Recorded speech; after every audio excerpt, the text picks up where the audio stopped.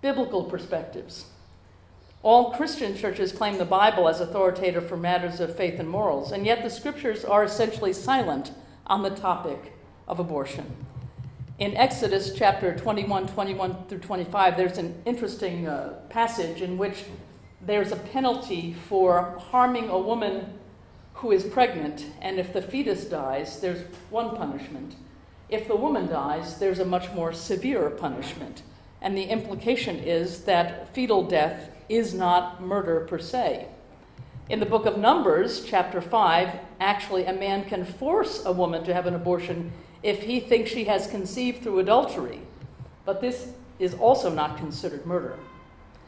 Genesis 2:7, the creation story, the second creation story, associates life with the moment God breathed into a human being the breath of life. That breath, that nephesh in Hebrew, is how the biblical writers thought of the beginning of life.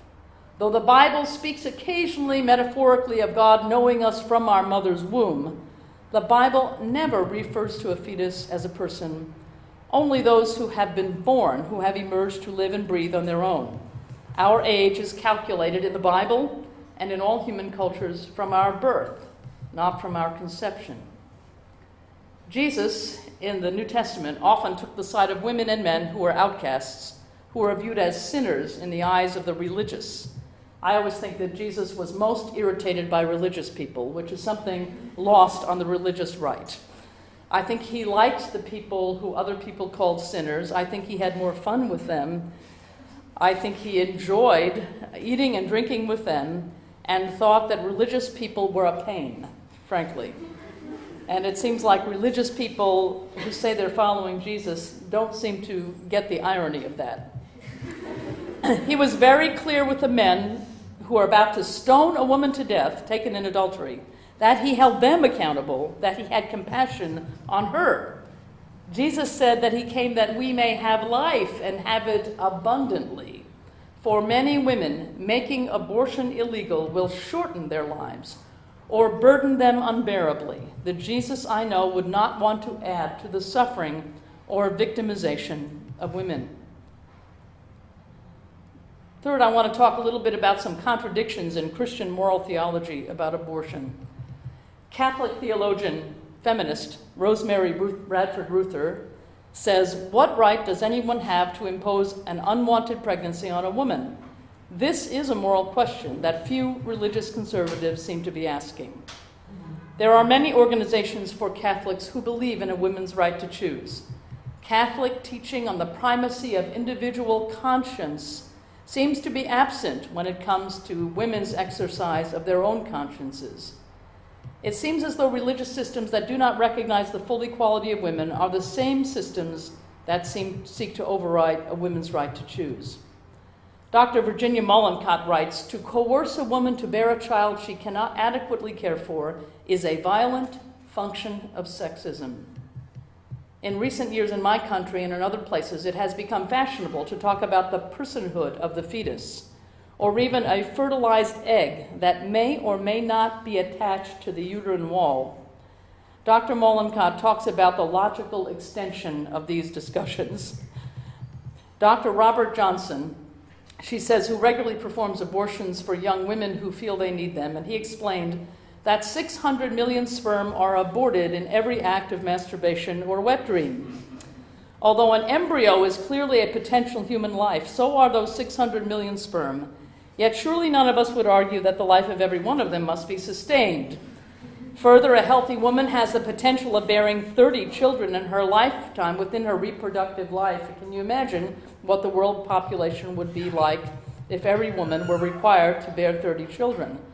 What of the millions of miscarriages that occur, each of them a spontaneous abortion of a potential life? The magnitude of naturally occurring fetal wastage in human is considerable, approaching the loss of up to 3/4 of fertilized eggs." And it is really true. In the state of Mississippi, in my country, they tried to pass a law that would have been very unclear and made it sound like even fertilized eggs that had not attached to the uterine wall of a woman were to be considered a person. Thinking about the personhood of a person who's not been born and all of the legal and moral implications are became so overwhelming that even in the state of Mississippi, probably the most conservative state in the United States, rejected that argument last year. The logic of considering every embryo a legal human person breaks down as we deal with the complexity and magnitude of the issue. With the human population growing astronomically in the last century, is our ideal really to have women bear more and more children? Dr. Paul Simon says, morally speaking, to claim that a conceptus is a human being is to introduce what Cicely Bach has called a premature ultimate.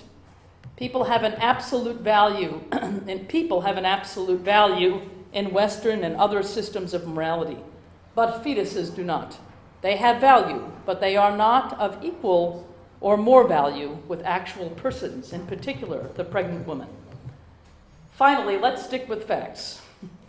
In the United States, for instance, 51% of abortions are performed at the 8th week, 91% by the 12th week, 99% by the 20th. Lung and kidney function are not really viable until the 24th week, and the brain until the 28th week. A fetal neocortex, which registers pain, is not functioning until after the 24th week.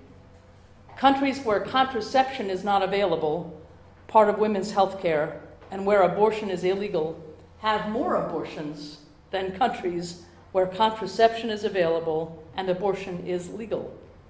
And if our goal is to reduce the number of abortions, if that is a good goal, and you would want to do that simply for the fact that it is a medical procedure that carries risk with it, then you would want to create the conditions where fewer and fewer abortions have to occur.